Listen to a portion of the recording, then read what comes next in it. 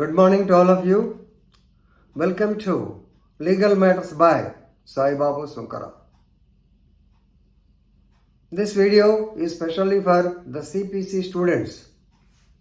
Friends, in my previous class on CPC, I told you the restoration petition, Order 9, Rule 9. Now we are going to discuss another topic in the same order, Order 9, Rule 13, that is setting aside an ex parte decree. Setting aside an ex parte decree, Rule 13, don't forget, because at times it will happen and you have to file the so-called memo under Order 9, Rule 13. So what is ex parte decree? You all know. Ex parte decree is the decree given in absentee or in the absence of the party.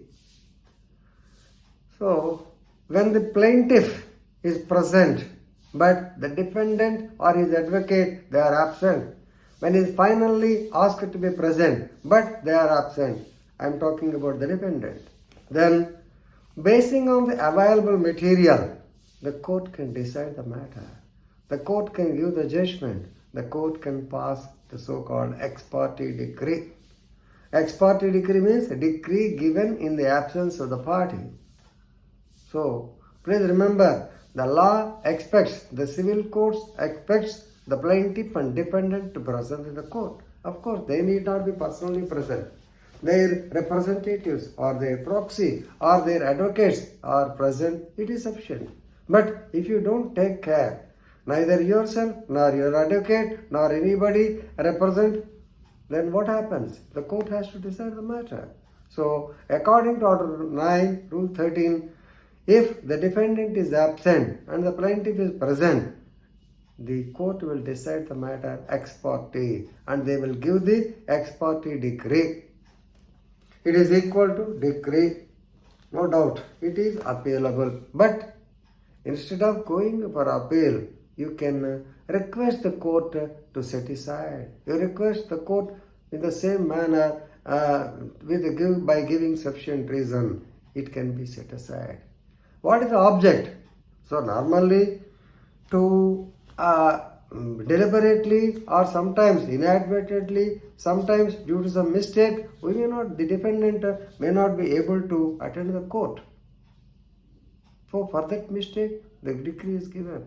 So therefore, the object is to ensure that he will once again come back and prosecute the case. The object is to ensure that the defendant would have been placed in the same position if the decree was not issued. This is what is stated in the famous case of Sangram Singh versus Election Tribunal, 1955. I think I have given notes also. I have supplied notes also. Please read it once again. And this ex parte decree is appealable. It is applicable to not only suits but also appeals also. But only thing is, you have to give the real reason, sufficient cause. Please remember, what are the sufficient causes? Let me give some few examples. Then number 1, date of hearing mistakenly noted. Sometimes the honorable bench clerk may say it is posted to, so we don't know. So of course, if you go through the record, it's okay. But sometimes there is a tendency of wrongfully or noting the date wrongly by mistake. Second, late arrival of train. So, trains sometimes they will come early, sometimes very, very late. You try to come from Vijayawada, you boarded the Pinnacle Express or Simhapuri Express, it stopped abrupt at Janaganjam. What is that you can do? Definitely late. Then, the so-called the fault of the counsel in informing the date. The lawyer would have noted the wrong date. So that is the defect of the so-called counsel. And please remember, the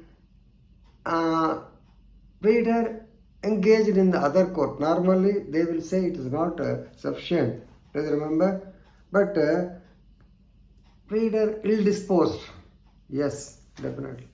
Nearest relative died, okay, agreed. So these are the cases where sufficient reason is accepted. These are all only general I am telling you. Then which is not a sufficient reason. Please remember, if you are proved to be negligent, so you did not want to come to the court. Leisurely you came at 3 or 4 p.m. Definitely it's your negligence. You cannot say that counsel is busy in the other court. Just now I told you, busy in the other court, engaged in the court. Some judges will accept, but some judges normally may not accept. Then, even though the petition is not allowed, so for the presence of the defendant, this case is posted to finally so and so date. If you are absent, it's not a valid reason.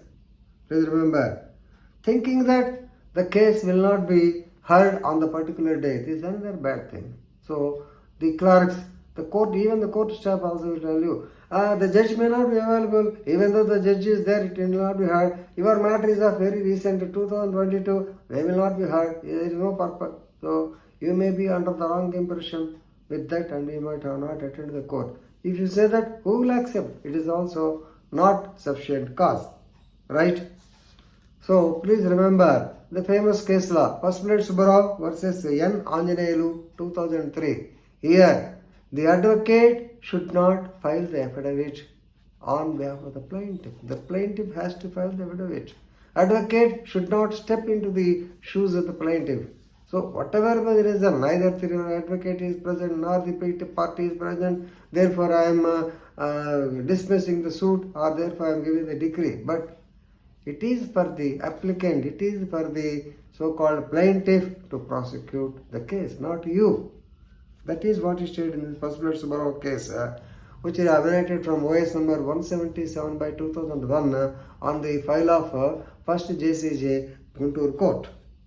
Then second case, Chotalal Mohanlal versus Ambalal Hargaon, Hanjala Hargaon, 1925. Please remember, Bombay High Court stated that if a party came late after the adjournment is over and the ex parte decree can be set aside by imposing some cost. Of course, negligent. Maybe bus late, maybe some people might have been participating in strike and the reason of which he could not come early like that. Another case, Subodh Kumar versus Shamin Ahmad, 2019. Here the court said, if the defendant is able to prove that the summons is not served properly, underline, then definitely court can set aside the ex parte decree. So that's all regarding the ex parte decree. Thank you very much.